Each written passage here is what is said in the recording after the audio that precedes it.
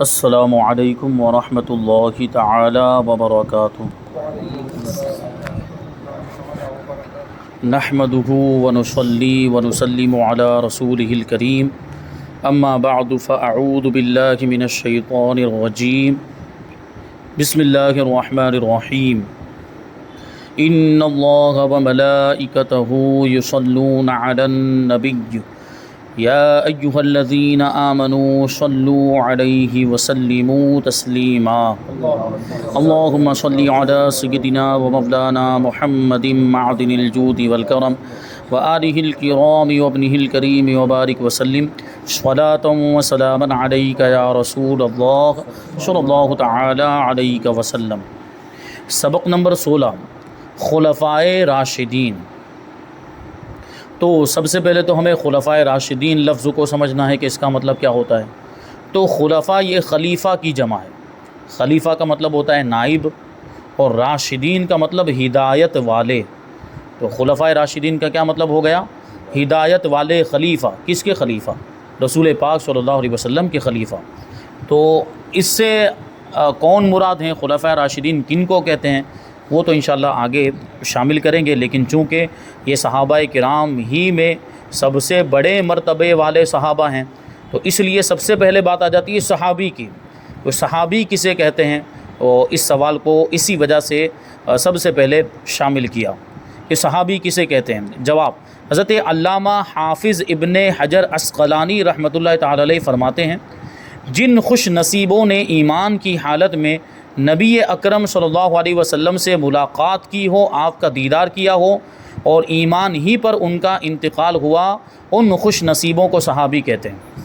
یعنی جنہوں نے اپنے ماتھے کی نگاہوں سے ایمان کی حالت میں حضور پاک صلی اللہ علیہ وسلم کو دیکھا اور ایمان کی حالت ہی میں انتقال ہوا۔ دیکھیں انتقال کی شرط بھی کیوں لگا رہے ہیں کہ خدا نہ خواستہ اگر ایمان کی حالت میں حضور کا دیدار تو کیا لیکن مرتد ہو کر مرا، یعنی اگر کوئی شخص اسلام سے پھر گیا تو اس کی صحابیت ختم، حضور کی جو نسبت تھی وہ ختم ہو گئی، ظاہر سی بات ایمان ہی نہیں بچا۔ ایسے کچھ واقعات ہیں۔ بہرحال صحابی کی تعریف میں یہ چیز بھی شامل ہے کہ ان کا انتقال بھی ایمان کی حالت ہی میں ہوا ہو تو ان کو صحابی کہیں گے۔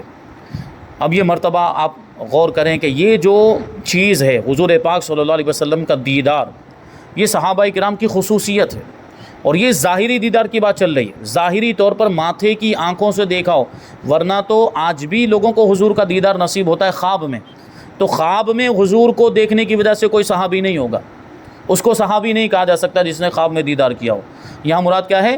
ظاہری آنکھوں سے، ماتھے کی آنکھوں سے دیدار کیا ہو تو اس کو صحابی کہا جائے گا، اور یہ ایسی فضیلت ہے کہ جس میں ان کی کوئی بھی برابری نہیں کر سکتا۔ اسی وجہ سے آگے والا سوال ہے کہ کیا کوئی مسلمان عبادت و ریاضت کر کے کسی صحابی کے مرتبے کو پہنچ سکتا ہے؟ یعنی خوب زیادہ عبادت کرے، خوب زیادہ ریاضت کرے، روزے بھی رکھے، ذکر و اذکار سب کرے تو کیا وہ صحابی بن جائے گا؟ کوئی اس طرح صحابی کا مرتبہ حاصل کر سکتا ہے؟ تو جواب، کوئی ولی، کوئی غوث، کوئی قطب چاہے کتنی ہی عبادت کر لے مرتبے میں کسی صحابی کے برابر نہیں ہو سکتا، کیونکہ صحابہ کرام کو جو خصوصیت حاصل ہے حضور کا دیدار، وہ تو حضور کے ظاہری طور پر دنیا سے تشریف لے جانے کے بعد اب تو کسی کو ہو ہی نہیں سکتا۔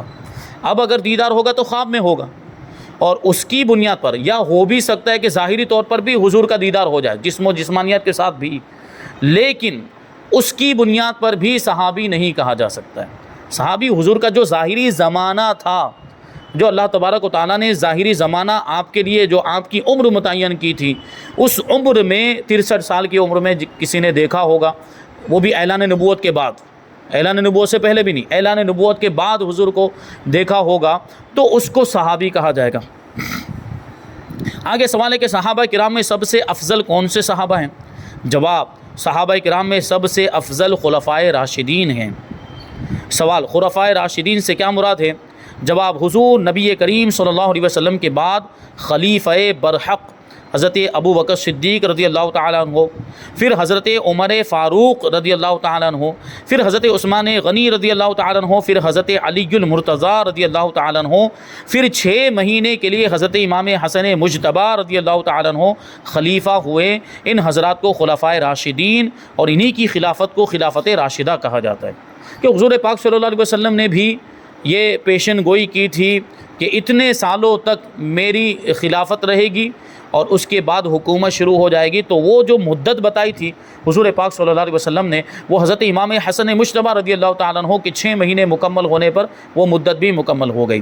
تو اس وجہ سے اس کو، یہ جو خلافت کی ترتیب ہے، اس کو خلافت راشدہ کہا جاتا ہے، اور ان خلفاء کو خلفائے راشدین کہا جاتا ہے۔ سوال ہے کہ ان خلفائے راشدین میں سب سے افضل کون ہیں؟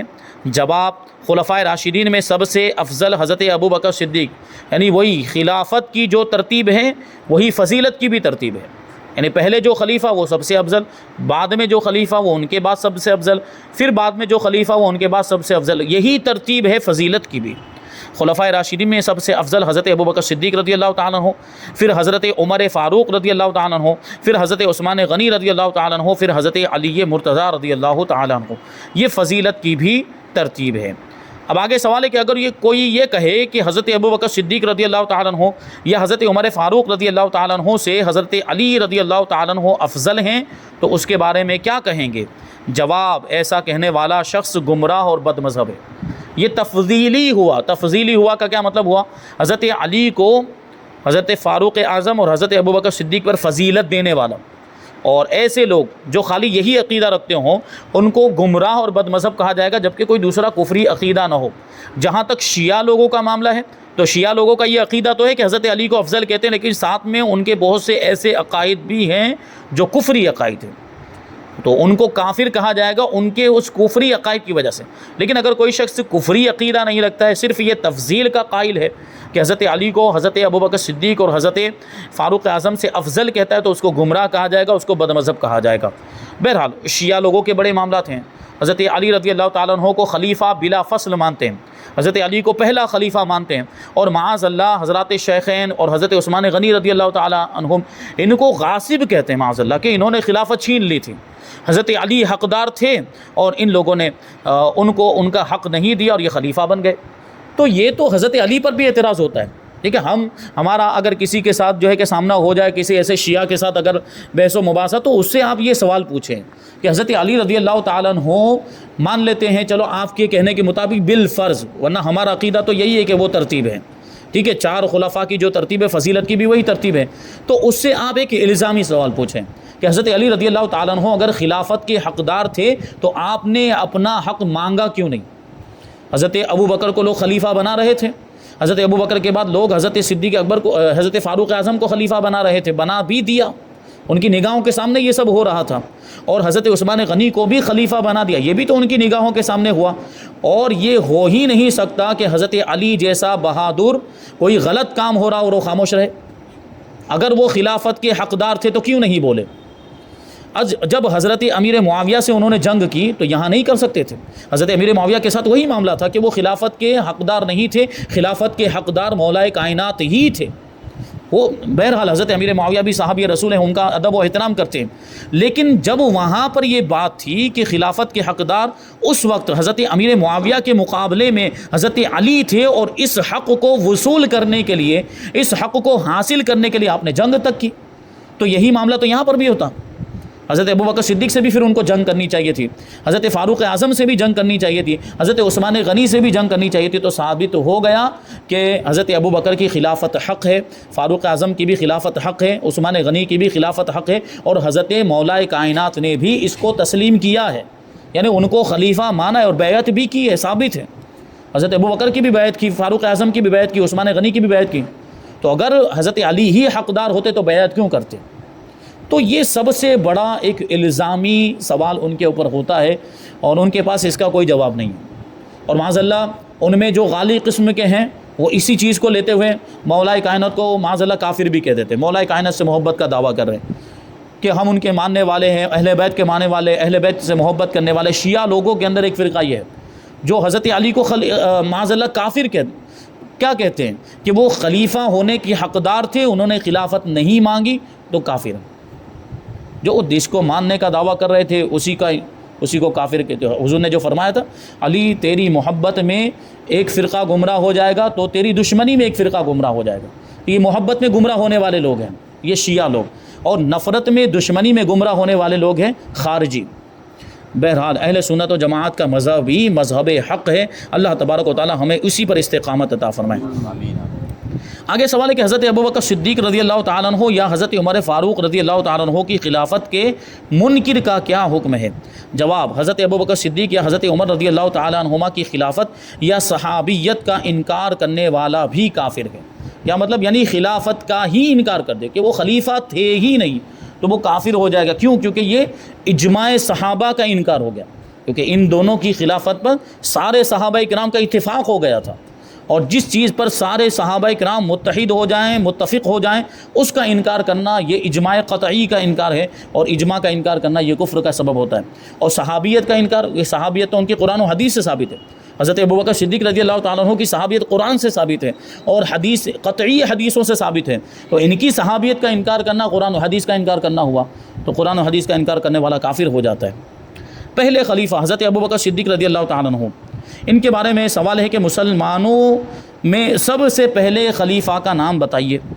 حضرت ابوبکر صدیق رضی اللہ تعالیٰ عنہ سب سے پہلے خلیفہ ہیں. سوال: سب سے پہلے کس نے اسلام قبول کیا؟ جواب: آزاد مردوں میں حضرت سیدنا ابوبکر صدیق رضی اللہ تعالیٰ عنہ نے اسلام قبول کیا.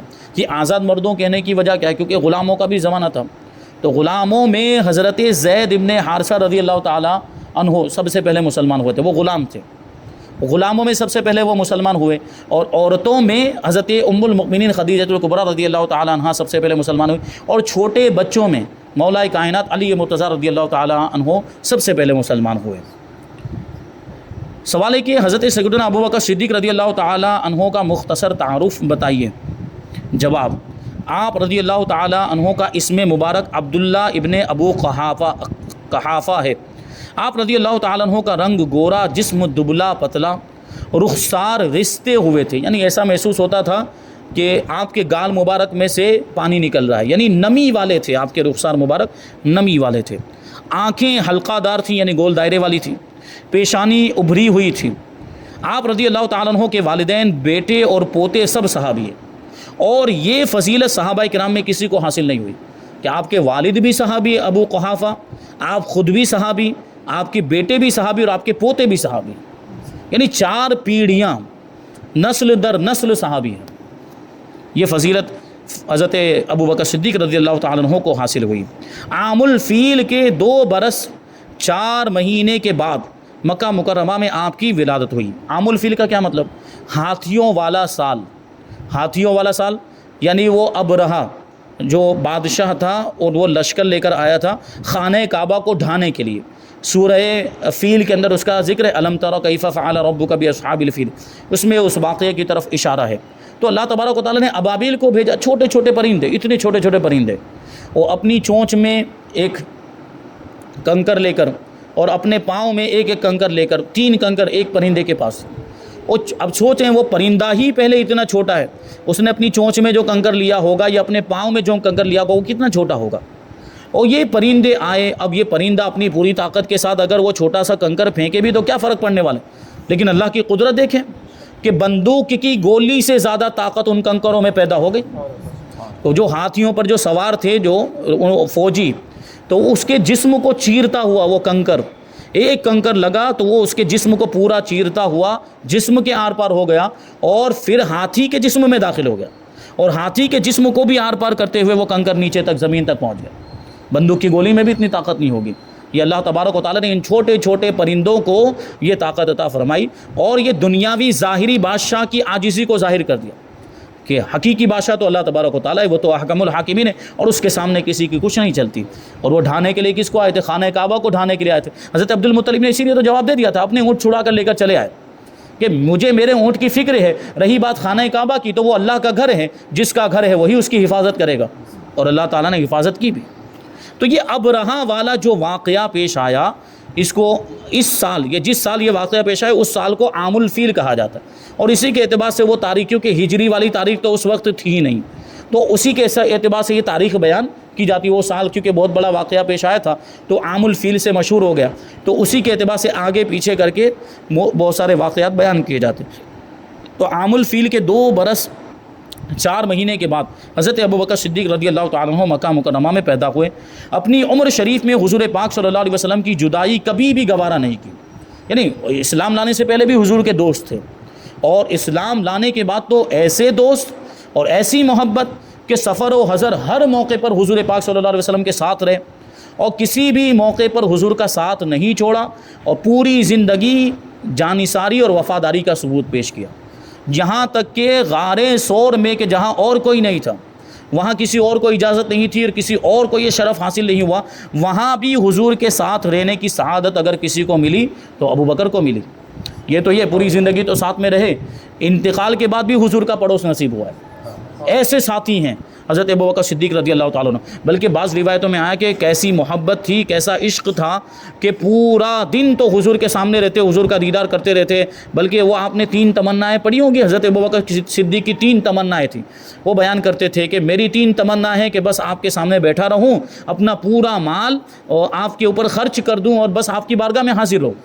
یہ 3 تمنا، اور اللہ تعالیٰ نے تینوں تمنائیں ان کی پوری فرما دی۔ اور یہ روایتوں میں آیا کہ پورا دن تو حضور کی بارگاہ میں رہتے تھے، حضور کا دیدار کرتے رہتے۔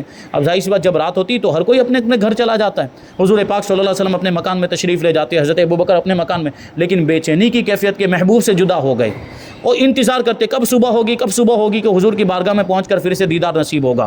اور بسا اوقات تو ایسا ہوتا تھا کہ رات ہی میں بیدار ہو جاتے، آنکھ کھل جاتی، بے چینی کی کیفیت، تو رات ہی میں اٹھ کر حضور پاک صلی اللہ علیہ وسلم کے مکان مبارک پر تشریف لے جاتے اور حضور کی چوکھٹ پر وہیں پہ سر رکھ کے سو جاتے تھے۔ اور نیت یہ ہوتی تھی کہ حضور سب سے پہلے جب کاشان نبوت سے باہر تشریف لائیں گے تو سب سے پہلے حضور کا دیدار کروں گا۔ یہ شان تھی۔ آپ رضی اللہ تعالیٰ عنہ کے بہت سے فضائل ہیں، احادیث میں بہت سی تعریفیں بھی آئی ہیں۔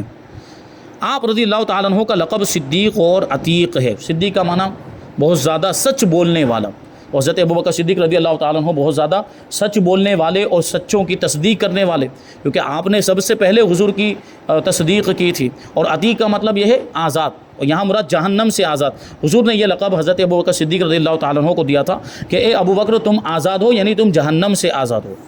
حضرت انس ابن مالک رضی اللہ تعالیٰ عنہ سے مروی ہے کہ انبیاء و مرسلین علیہم الصلاۃ والسلام کے سوا کسی شخص نے حضرت ابو بکر صدیق رضی اللہ تعالیٰ عنہ کے برابر فضل و شرف نہیں پایا۔ یہی تو اہل سنت و جماعت کا عقیدہ ہے کہ انبیاء اور مرسلین کے بعد سارے انسانوں میں سب سے افضل کون ہے؟ ابو بکر صدیق۔ وہ جملہ کہا جاتا ہے افضل البشری بعد الانبیاء بالتحقیق۔